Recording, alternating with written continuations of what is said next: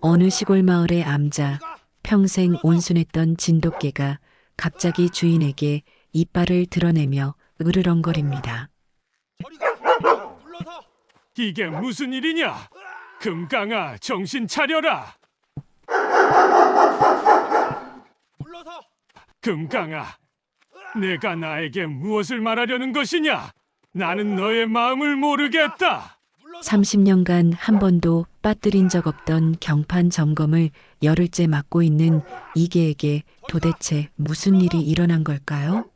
청정사의 법운 스님과 진돗개, 금강이 사이에 벌어진 이 이상한 갈등 뒤에는 어떤 놀라운 진실이 숨어 있을까요? 때로는 사랑하는 이를 멀리하는 고통을 감수해야 하는 진정한 지킴이의 이야기가 지금 시작됩니다. 새벽 4시 반 종소리가 청정사 골짜기에 울려 퍼집니다. 30년 동안 이어온 일상이죠. 저는 늘 그러하듯 종성이 끝나면 일어나 찬물로 세수를 하고 법당에서 예불을 올려요. 하지만 오늘 아침은 뭔가 달랐습니다. 진돗개 금강이가 요사체 앞에서 낑낑거리며 돌아다니고 있었어요. 평소 온순하던 녀석이 무언가에 흥분한 듯 보였죠. 처음엔 대수롭지 않게 여겼습니다. 걔도 때로는 기분이 나쁠 수 있는 법이니까요. 금강아, 무슨 일이냐? 제가 다가가자 금강이는 평소와 달리 꼬리를 흔들지 않았어요. 오히려 한 걸음 뒤로 물러서며 경계하는 눈빛을 보냈습니다. 이상했어요. 금강이는 새끼 때부터 제가 키운 개예요. 저를 그렇게 쳐다본 적이 한 번도 없었거든요.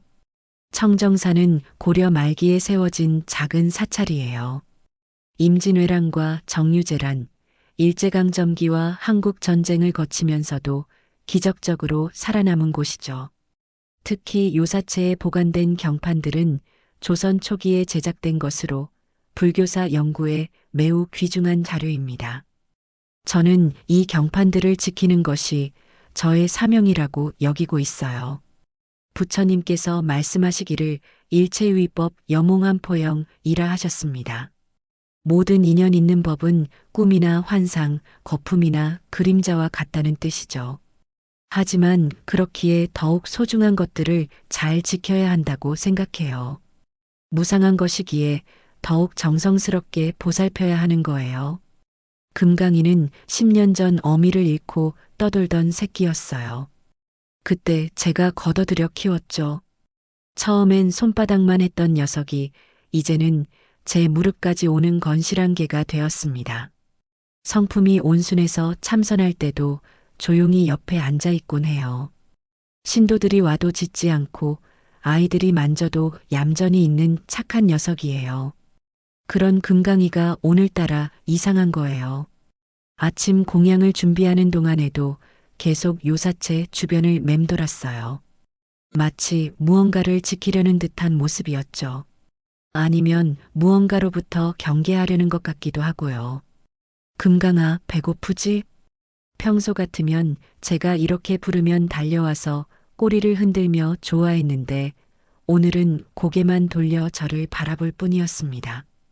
그 눈빛에서 뭔가 간절한 것이 느껴졌어요. 마치 저에게 무언가 중요한 말을 하려는 듯 했죠. 아침 예불을 마치고 나니 해가 떠오르기 시작했어요. 산사의 고요한 아침이 시작되는 시간입니다. 평소 같으면 이 시간이 가장 평화로웠는데 오늘은 왠지 마음이 편치 않았어요. 금강이의 이상한 행동 때문이겠죠. 새들이 지저귀고 바람이 나뭇잎을 흔드는 소리가 들려왔어요. 자연은 언제나처럼 평온했습니다. 하지만 제 마음 한편에는 작은 불안감이 자리 잡기 시작했죠. 뭔가 예상치 못한 일이 일어날 것 같은 예감이 들었어요. 점심 공양을 마친 후 저는 요사체로 향했습니다. 오늘은 경판들을 점검해야 하는 날이었어요. 원래 점검은 빠뜨린 적이 없는 중요한 일과였죠. 하지만 요사체 문 앞에 도착하자 금강이가 갑자기 나타나 길을 막았어요.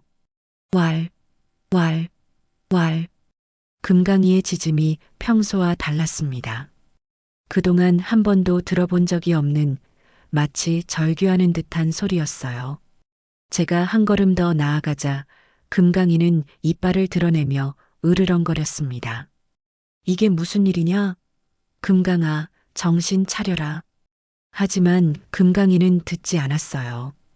제가 문 쪽으로 움직일 때마다 앞을 가로막으며 점점 더 격렬하게 지저댔습니다. 마치 저를 가장 위험한 적으로 여기는 듯 했어요. 저는 당황했습니다. 10년 동안 금강이와 함께 살아오면서 이런 일은 처음이었거든요. 평소 금강이는 제가 어디를 가든 꼬리를 흔들며 따라다녔어요. 요사체에 갈 때도 문 앞에서 조용히 기다리곤 했죠. 그런 금강이가 갑자기 왜 이러는 걸까요? 잠시 생각에 잠겼습니다. 혹시 금강이가 아픈 것은 아닐까요? 아니면 무언가 무서운 일이 일어날 것을 예감하는 것일까요? 동물들은 때로 인간보다 예민한 감각을 가지고 있다고 들었어요. 부처님께서는 여시아문이라 하셨죠. 이와 같이 들었다는 뜻이에요. 경전의 시작을 알리는 말씀입니다. 하지만 정작 저는 금강이의 말을 제대로 듣지 못하고 있었어요. 녀석이 무엇을 말하려는지 알아채지 못했죠. 금강아, 무슨 일인지 말해봐라. 스님이 알아듣게. 금강이는 여전히 요사체 문 앞을 지키며 저를 노려보고 있었습니다.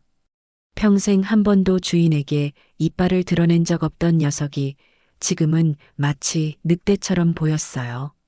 무언가 절실한 이유가 있을 거라는 생각이 들었죠.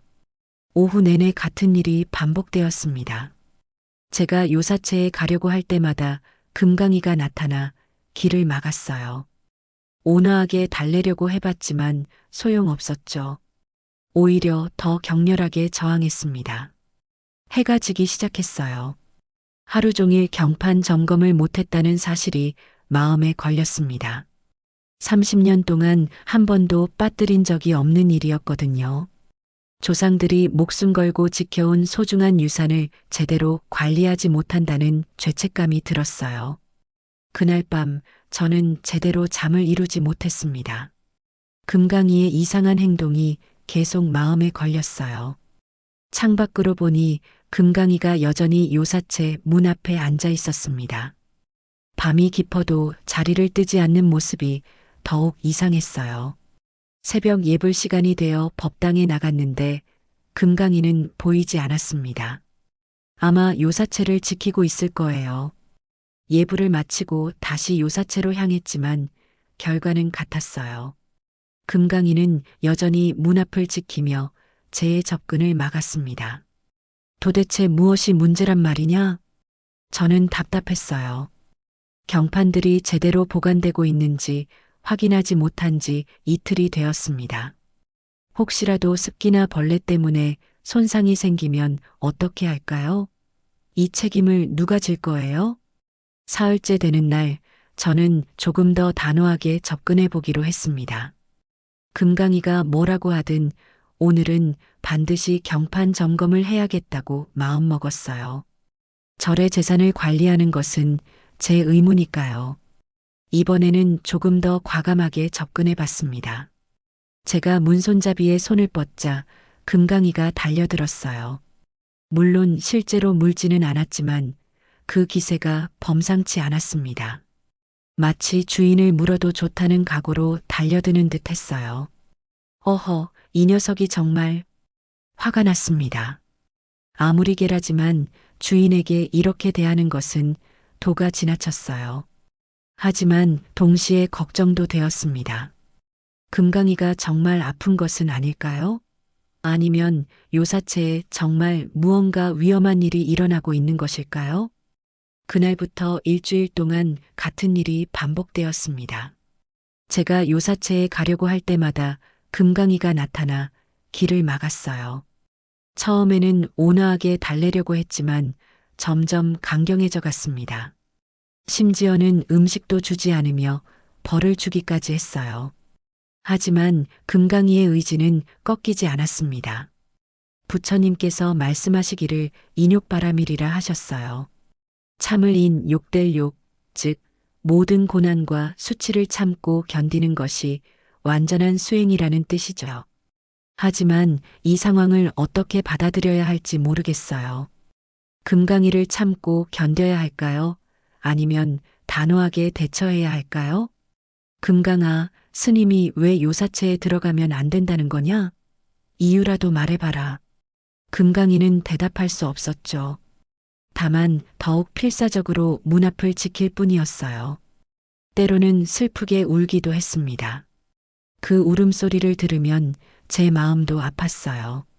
분명히 녀석 나름대로는 이유가 있을 텐데 그것을 알아챌 수 없다는 게 답답했습니다.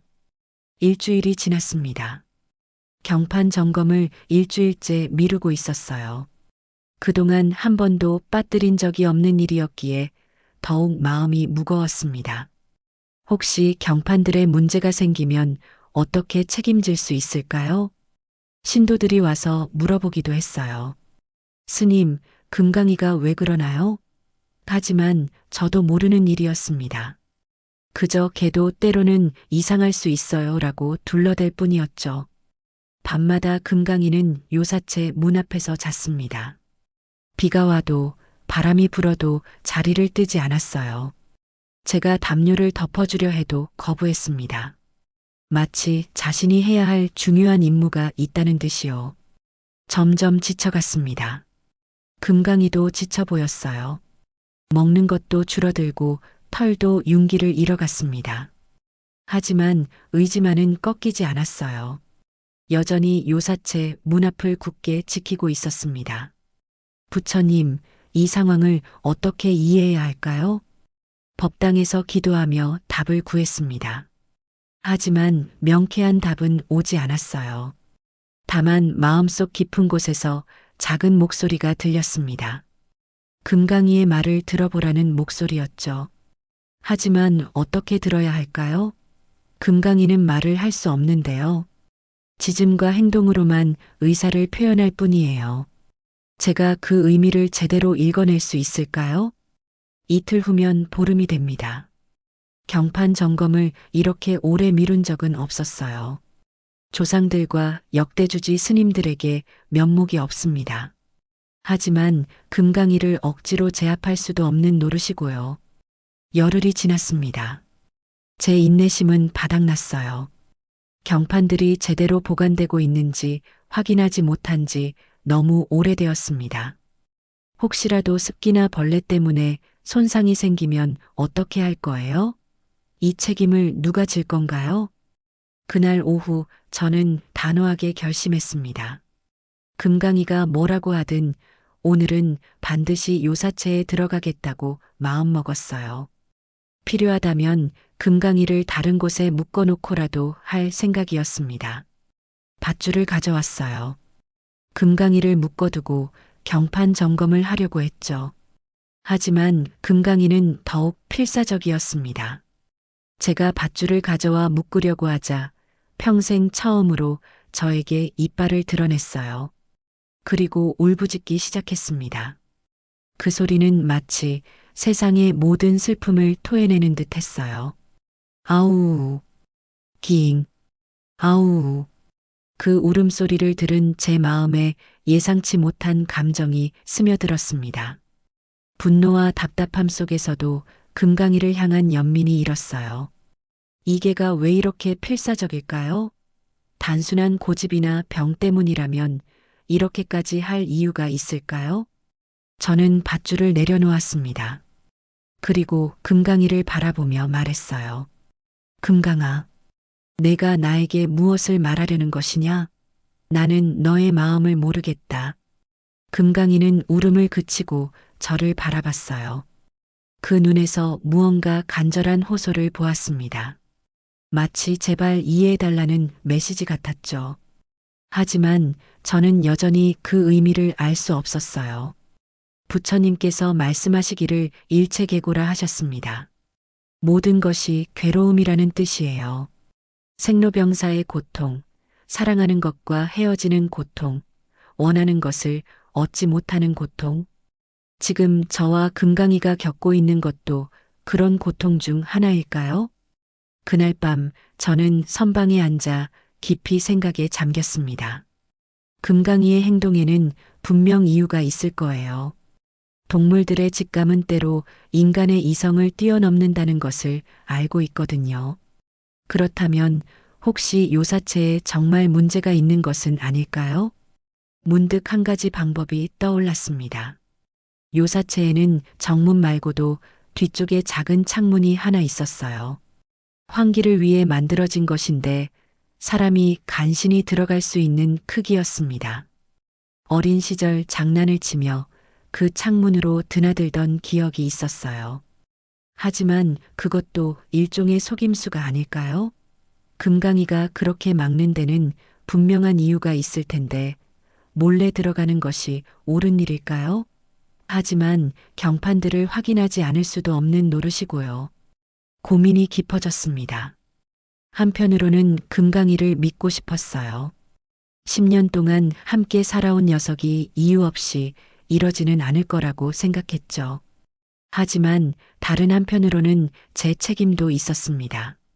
경판을 지키는 것이 저의 사명이니까요. 새벽 3시 결국 결심을 내렸습니다. 금강이가 모르게 창문으로 들어가서 경판 상태를 확인해 보기로 했어요. 그리고 나서 금강이의 행동 이유를 파악해 보겠다고 마음먹었습니다.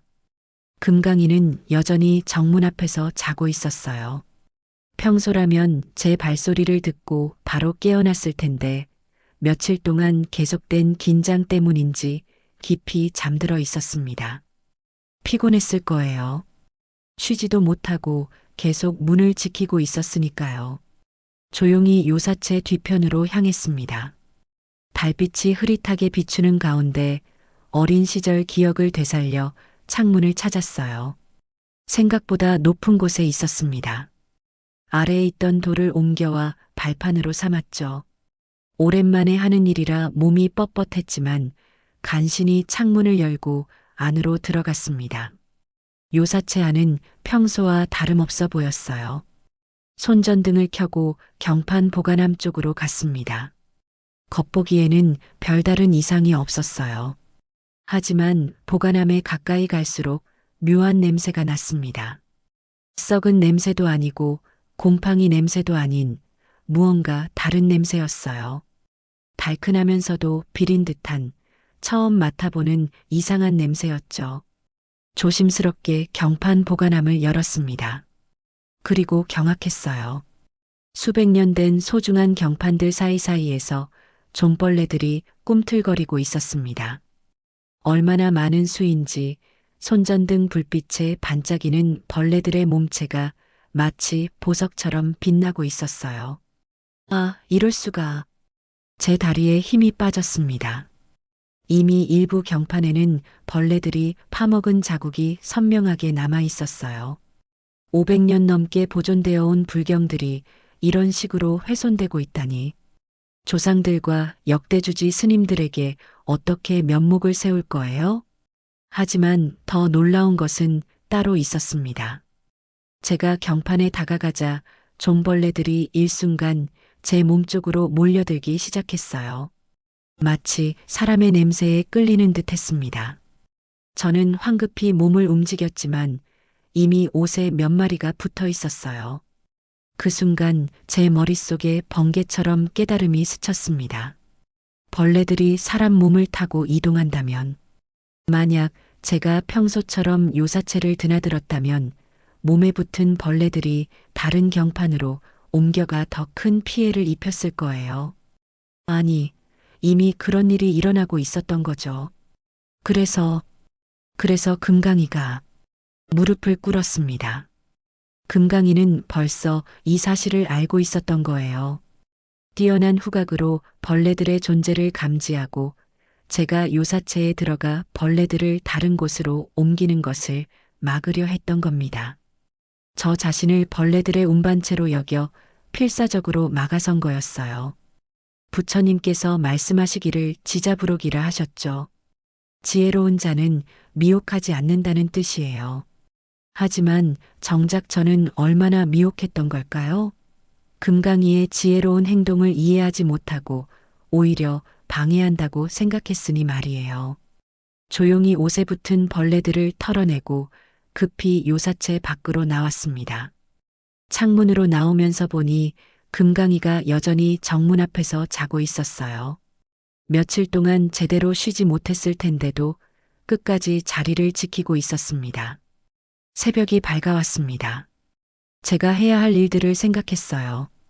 우선 전문가를 불러 좀벌레 박멸 작업을 해야 했습니다.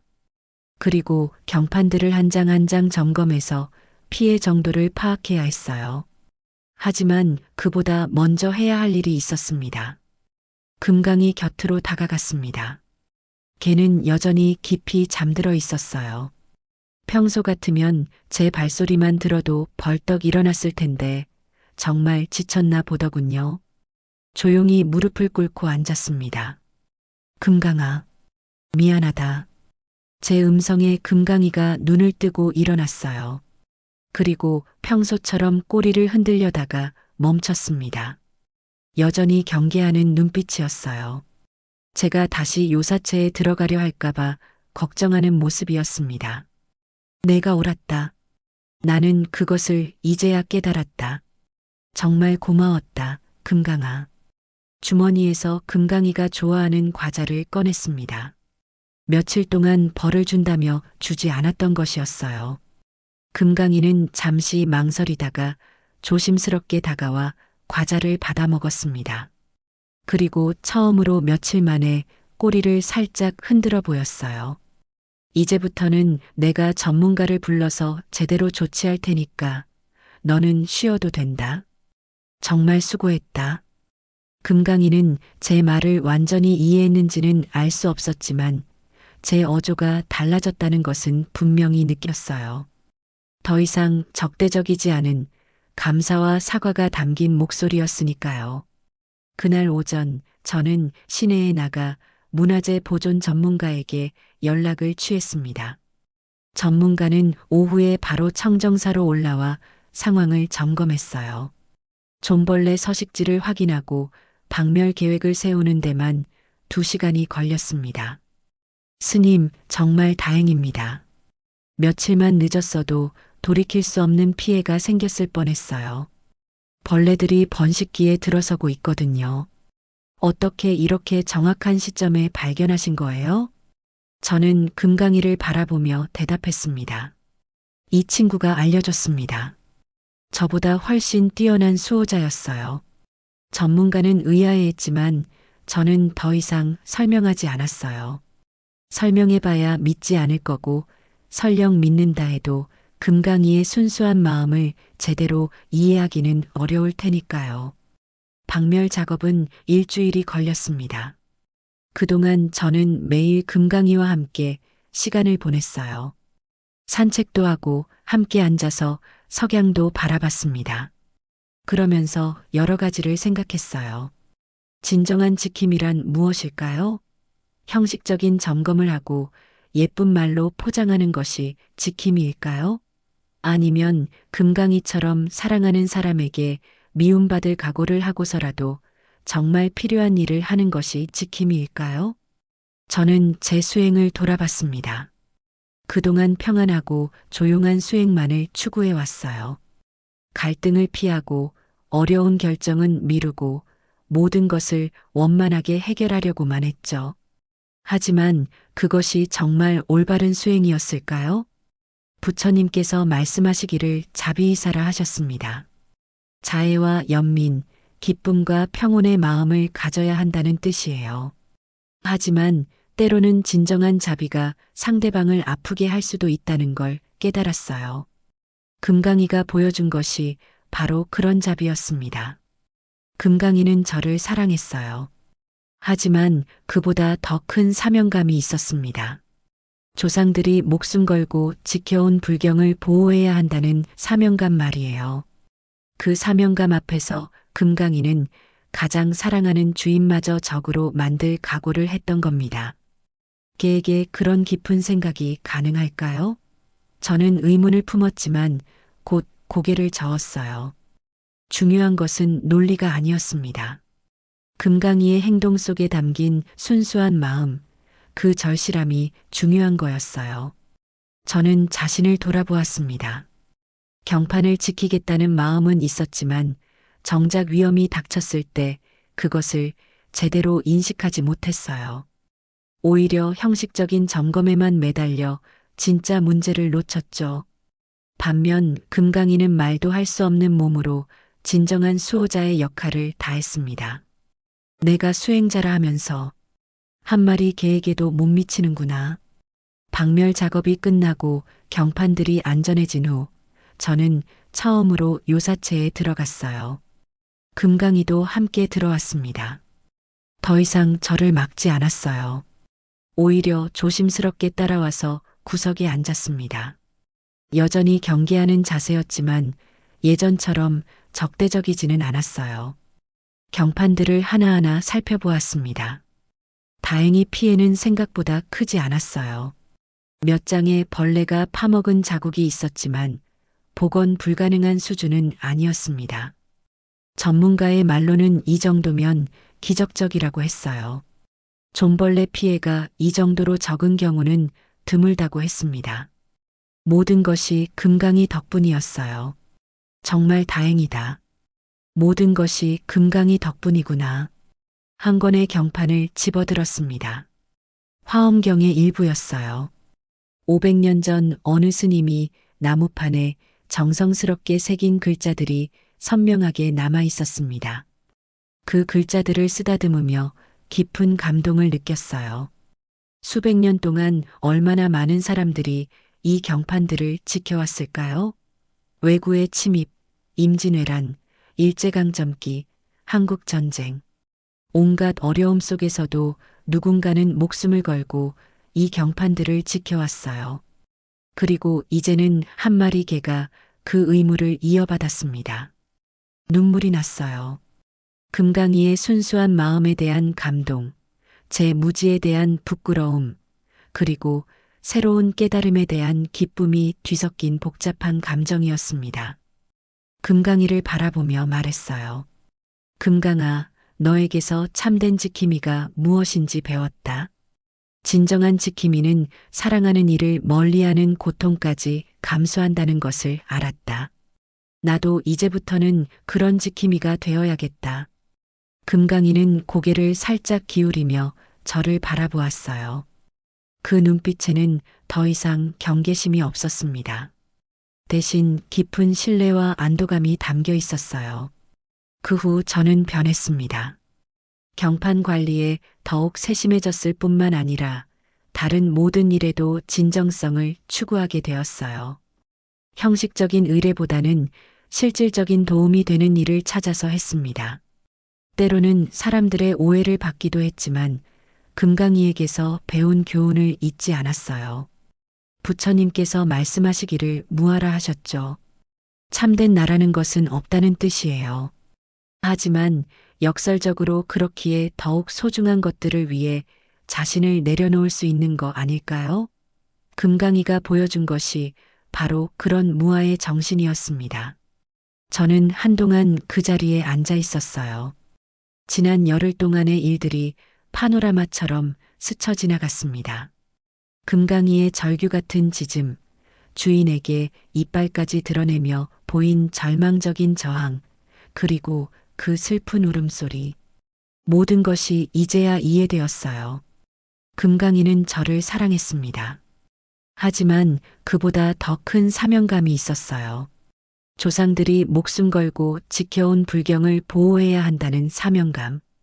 그 사명감 앞에서 금강이는 가장 사랑하는 주인마저 적으로 만들 각오를 했던 겁니다. 개에게 그런 깊은 생각이 가능할까요? 저는 의문을 품었지만 곧 고개를 저었어요. 중요한 것은 논리가 아니었습니다. 금강이의 행동 속에 담긴 순수한 마음, 그 절실함이 중요한 거였어요. 저는 자신을 돌아보았습니다. 경판을 지키겠다는 마음은 있었지만 정작 위험이 닥쳤을 때 그것을 제대로 인식하지 못했어요. 오히려 형식적인 점검에만 매달려 진짜 문제를 놓쳤죠. 반면 금강이는 말도 할 수 없는 몸으로 진정한 수호자의 역할을 다했습니다. 내가 수행자라 하면서 한 마리 개에게도 못 미치는구나. 옷에 붙은 벌레들을 조심스럽게 털어내고 급히 요사채 밖으로 나왔습니다. 창문으로 나오면서 보니 금강이가 여전히 정문 앞에서 자고 있었어요. 며칠 동안 제대로 쉬지 못했을 텐데도 끝까지 자리를 지키고 있었습니다. 그 후 법운 스님은 변했습니다. 경판 관리에 더욱 세심해졌을 뿐만 아니라 다른 모든 일에도 진정성을 추구하게 되었어요. 형식적인 의뢰보다는 실질적인 도움이 되는 일을 찾아서 했습니다. 때로는 사람들의 오해를 받기도 했지만 금강이에게서 배운 교훈을 잊지 않았어요. 금강이는 여전히 청정사를 지키고 있습니다. 하지만 이제는 저와 협력하는 관계가 되었어요. 매일 함께 요사체를 점검하고 이상한 일이 생기면 금강이가 먼저 알려줍니다. 저도 금강이의 신호를 놓치지 않으려고 늘 주의 깊게 관찰해요. 사람들은 이상하게 생각합니다. 제가 개 한 마리에게 그렇게 신경을 쓰는 이유를 이해하지 못해요. 하지만 저는 상관하지 않습니다. 진정한 지킴이가 누구인지, 참된 지혜가 무엇인지 이미 알고 있으니까요. 어떤 저녁 저는 석양을 바라보며 생각했어요. 진정한 사랑이란 상대방을 기쁘게 해주는 것이 아니라 상대방에게 정말 필요한 것을 해주는 것입니다. 설령 그것 때문에 미움을 받을지라도 말이죠. 금강이가 보여준 것이 바로 그런 사랑이었어요. 부처님께서 말씀하시기를 상구보리 하와 중생이라 하셨습니다. 위로는 깨달음을 구하고 아래로는 중생을 교화한다는 뜻이에요. 하지만 때로는 중생이 저를 교화할 수도 있다는 걸 깨달았습니다. 금강이가 바로 그런 스승이었어요. 청정사의 저녁 예불 시간이 되었어요. 저는 일어나서 법당으로 향했습니다. 금강이도 따라왔어요. 평소처럼 법당 밖에서 기다릴 줄 알았는데 이번에는 법당 안으로 들어와 제 옆에 앉았습니다. 미소를 지었어요. 그리고 평소처럼 예불을 시작했습니다. 하지만 오늘의 기도는 조금 달랐어요. 모든 생명이 진정한 지킴이가 되어 사랑하는 이를 위해 때로는 미움받을 각오까지 할 수 있는 용기를 갖게 하소서. 그리고 그런 사랑을 받았을 때 그 깊은 뜻을 알아차릴 수 있는 지혜를 주소서. 금강이는 조용히 앉아서 제 기도를 들었어요. 그리고 마치 이해하는 듯 고개를 끄덕였습니다. 요즘 저는 신도들에게 이런 이야기를 해주곤 해요. 진정한 지킴이란 사랑하는 이를 멀리하는 고통을 감수하는 것이라고 말이죠. 처음에는 무슨 말인지 이해하지 못하던 사람들도 금강이의 이야기를 들으면 고개를 끄덕입니다. 어린 아이들이 와서 금강이를 만지려 할 때 저는 말해줘요. 조심해서 만져라.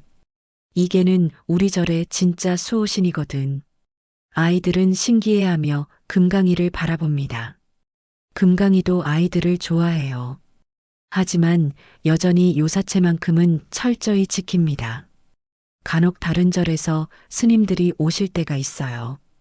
경판을 구경하러 오시는 분들이죠. 그럴 때마다 저는 금강이를 소개합니다.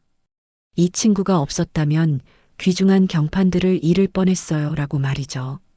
계절이 바뀌었습니다. 봄이 와서 산에는 새싹이 돋아나고 있어요. 금강이와 함께 산책을 하며 생각해 봅니다. 세상에는 보이지 않는 곳에서 묵묵히 자신의 역할을 다하는 존재들이 참 많다는 걸 말이에요. 청정사의 밤이 깊어갔습니다. 경판들은 안전하게 보관되어 있고 진정한 지킴이들이 그것을 지키고 있었어요. 저와 개, 두 생명이 서로에게서 배우며 함께 성장하는 아름다운 이야기는 이제 막 시작된 것이었습니다. 부처님의 가르침처럼 모든 존재는 서로 연결되어 있어요. 인연의 그물망 속에서 누구나 누군가의 스승이 될 수 있고 누군가의 제자가 될 수 있습니다. 금강이가 저에게 그런 스승이었던 것처럼 말이죠.